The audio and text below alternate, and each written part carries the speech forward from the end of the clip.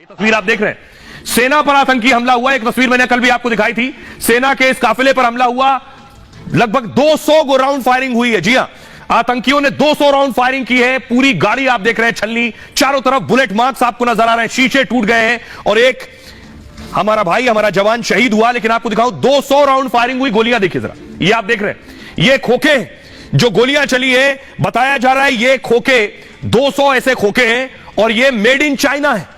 यानी ये जो गोलियां आतंकी चला रहे थे, ये सब चाइनीज थी, चाइना की बनी हुई गोली थी। आतंकियों को चाइना की गोली, चीनी गोलियां कौन पहुंचा रहा है, सवाल यह है। और इस हमले में हमारे जवान विकी पहाड़े शहीद हो गए, जो कि मध्य प्रदेश के रहने वाले थे।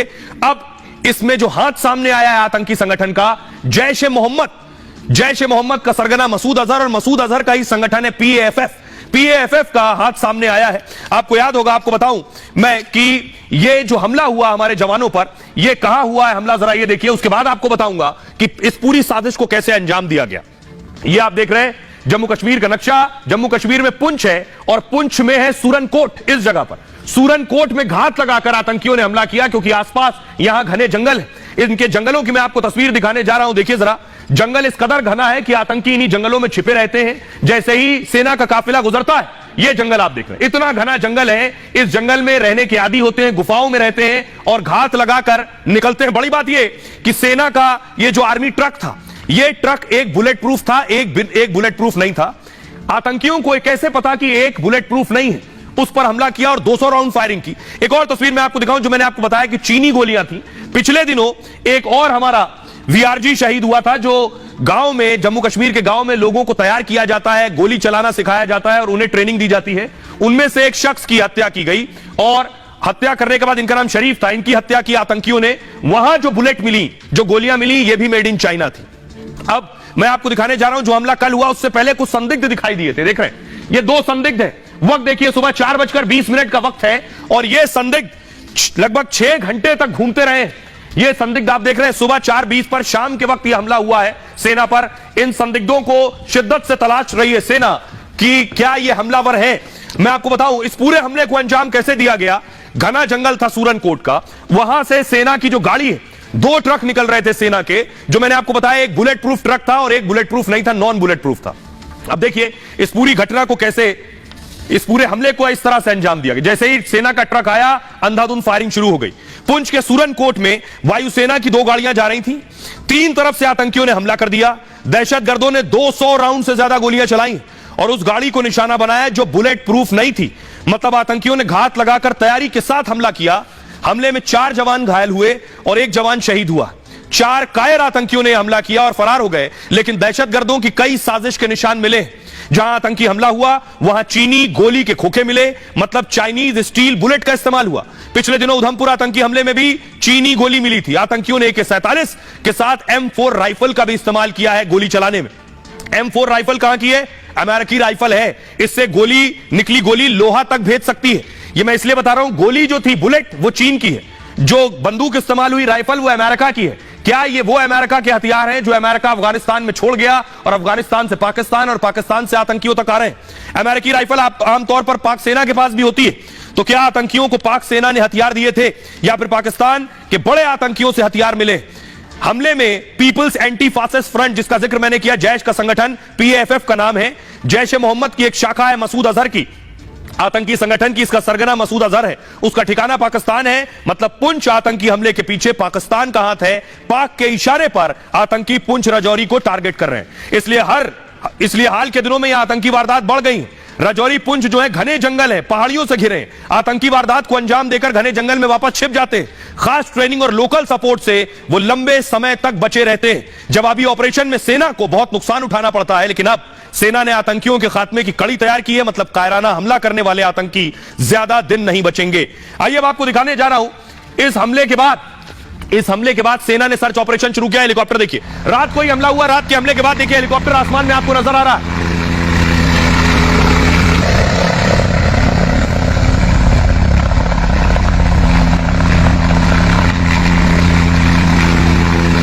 हेलीकॉप्टर अकेले नहीं, हेलीकॉप्टर के बाद यह सर्च ऑपरेशन ग्राउंड पर शुरू हुआ। क्योंकि घना जंगल है, रात का अंधेरा है, आतंकी हमला करके फरार हुए तो हेलीकॉप्टर से पहले एरियल सर्च हुआ, उसके बाद जमीन पर जंगल में सेना के जवानों को उतारा गया। तस्वीर देखिए सर, फौरन जवान पहुंचे हमारे, ये तस्वीरों से खुद बयां हो रहा है।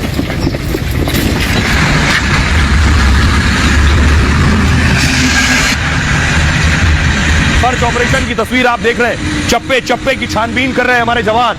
आतंकियों को शिद्दत से तलाशा जा रहा है और ढूंढकर ठोक देने के साफ आदेश है।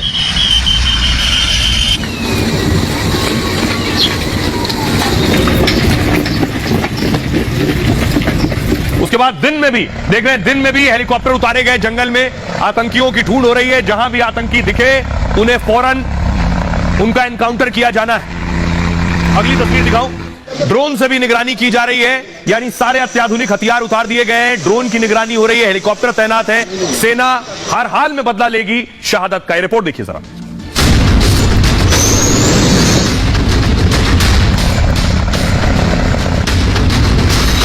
आतंकियों ने घात लगाकर हमला किया तो अब सेना चुन चुन कर बदला लेगी। 200 राउंड गोलियों का जवाब 200 धमाकों से मिलेगा। उन्होंने देश के एक लाल को मारा है तो भारत घर में घुसकर आतंक के आकाओं का सफाया कर देगा।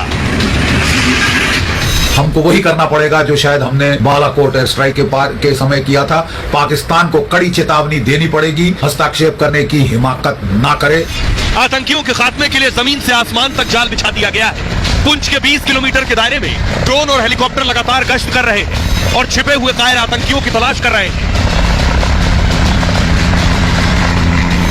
जिन घने जंगल और पहाड़ियों को आतंकी सुरक्षित ठिकाना समझ रहे थे, वहीं आतंकियों को मिट्टी में मिलाने की तैयारी हो रही है। पूरे इलाके को खंगाला जा रहा है ताकि जल्द से जल्द उन आतंकियों को मार गिराया जाए जिन्होंने भारतीय वायुसेना के काफिले पर हमला किया। आप देखेंगे इस वक्त ये बड़ा काफिला भारतीय सेना और स्पेशल फोर्सेस का लगातार ऑपरेशन साइट की तरफ अग्रसर है। यहाँ से ऑपरेशन साइट चंद मीटर की दूरी पर है और ऑपरेशन के लिए किस तरह से स्पेशल बख्तरबंद गाड़ियों को यहाँ पर भेजा जा रहा है। तो शहादत का बदला लिया जाएगा, लेकिन जो जवान शहीद हुआ है उसको लेकर लोगों में गम है, अफसोस है। ये उनका पार्थिव शरीर आप देख रहे हैं, पाड़े साहब का उनका पोस्टमार्टम हुआ है, उसके बाद की तस्वीरें आप देख रहे हैं और उसके बाद कल उनका पार्थिव शरीर उनके पैतृक आवास ले जाया जाएगा। अगली तस्वीर मैं आपको दिखाऊं, दूसरी तस्वीर, ये शहीद जवान, ये उनका परिवार है, घर में पत्नी और एक बच्चा अपने पीछे छोड़ गए हैं।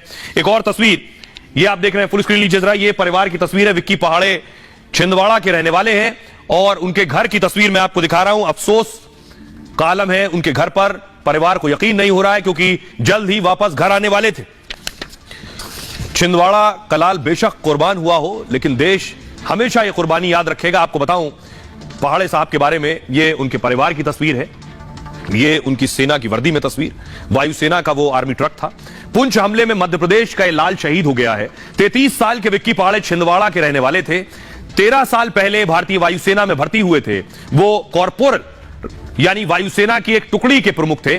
विक्की अपनी बहादुरी के लिए हमेशा जाने जाते थे। बेटे का जन्मदिन मनाने के लिए 3 दिन बाद घर आने वाले थे, सिर्फ 3 दिन बाद। इससे पहले पिछले महीने बहन की शादी पर घर आए थे।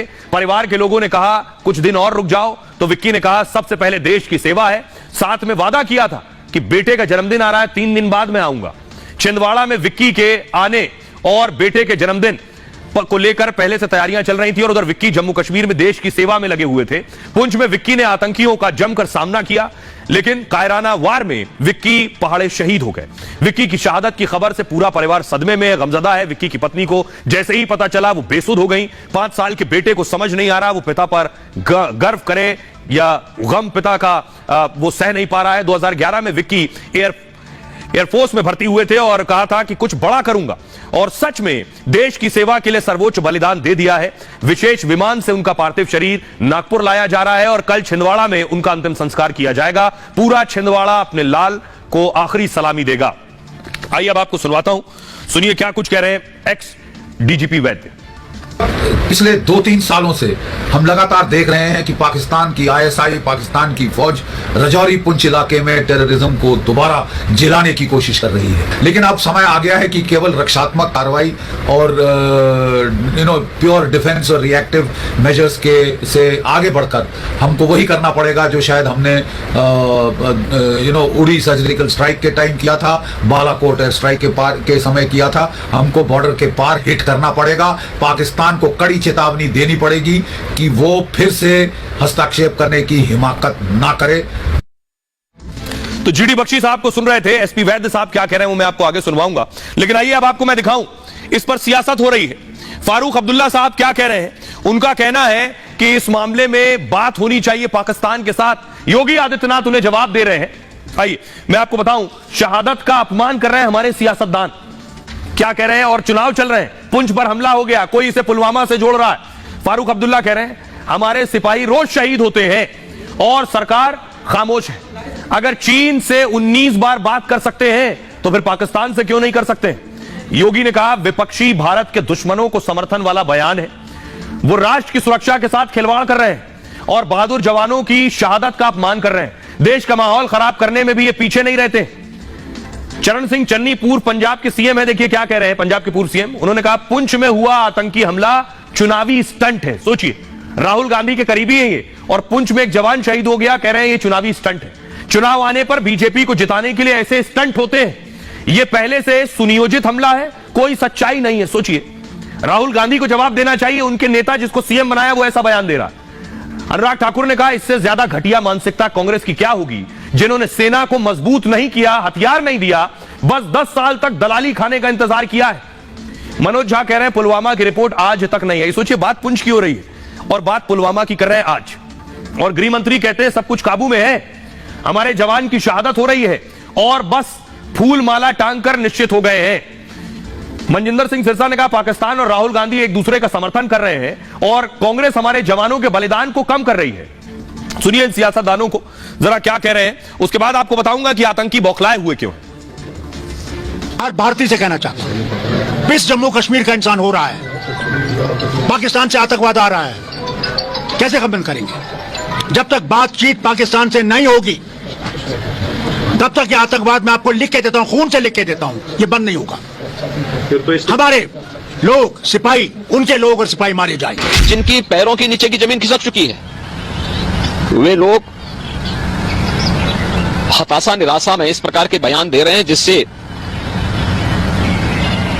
कंगाल पाकिस्तान भी इन बयानों से खुश होता है। इसीलिए पाकिस्तान की ओर से इन इंडी गठबंधन से जुड़े हुए नेता राहुल गांधी के बारे में, राहुल गांधी के समर्थन में और उनके नेताओं के समर्थन में बयान आते हैं। जब इलेक्शन आते हैं तो ऐसे स्टंट खेले जाते हैं और बीजेपी को जिताने का संविधान तैयार किया जाता है। सारे पहले से तैयार करके हमले करवाए जाते हैं। ये बीजेपी को जिताने का एक स्टंट होता है, इसमें सच्चाई नहीं होती। जवान का शहीद होना कांग्रेस के लिए नौटंकी और ड्रामा है, राजनीतिक ड्रामा है। ये है कांग्रेस का असली चेहरा, ये है गांधी परिवार का असली चेहरा। ये कोई नई बात नहीं है, कांग्रेस के खून के अंदर ये घटियापंथी है। तो कांग्रेस के नेता ऐसा बयान देते हैं इसलिए कि बची हुई कुछ सीटें हैं वो भी और नीचे चली जाएं। ऐसे बयानों के बाद फिर कोई जवाब नहीं उनकी पार्टी के बड़े नेताओं पर, ना कोई ट्वीट है। अब देखिए आतंकी हमला क्यों कर रहे हैं। जम्मू कश्मीर की 5 सीटों पर चुनाव हो रहे हैं लोकसभा में।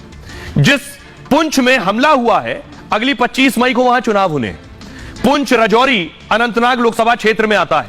19 अप्रैल को पहले चरण में उधमपुर में मतदान हुआ और 26 अप्रैल को दूसरे चरण में जम्मू की सीट पर वोटिंग हुई। अब जरा आंकड़ा देखिए, उधमपुर में करीब 68% मतदान हुआ और जम्मू में 72%। ये 70 और 72% जो मतदान हो रहा है, ये आतंकियों को डरा रहा है, क्योंकि ये डराते रहे लोगों को कि वोट देने मत निकलना, लेकिन वहां 70% लोग वोट दे रहे हैं। ये बाकी उत्तर भारत में इतने वोटिंग परसेंटेज नहीं जितना जम्मू कश्मीर में। यही आतंकियों की बौखलाहट है। सुनिए क्या कुछ कह रहे हैं अब एक्स डीजीपी एसपी वैद्य साहब। इंडियन एयरफोर्स पर हमला हुआ है और उसके 5 लोग इंडियन एयरफोर्स के जख्मी हुए हैं। इसमें कैजुअलिटी भी फेयर की जाती है, बट इसमें कोई सरप्राइजिंग नहीं है क्योंकि या इस इलाके में अभी इलेक्शन का टेम्पो बना हुआ था। और पाकिस्तान की एस्टैब्लिशमेंट इस चीज को कैसे बर्दाश्त कर सकती है कि भारत के लोग, खासकर जम्मू कश्मीर के लोग, अपना डेमोक्रेटिक राइट को एक्सरसाइज करें, फ्रेंचाइज को एक्सरसाइज करें। पाकिस्तान की एस्टैब्लिशमेंट अपने लोगों को तो डेमोक्रेसी डिनाई करती है, तो या इस रीजन में किस तरह से वो बर्दाश्त करेंगे। तो यही इस इलाके में खास ध्यान देने की जरूरत है, क्योंकि अभी इलेक्शन कमीशन ने इसको पोस्टपोन किया है कुछ दिनों के लिए।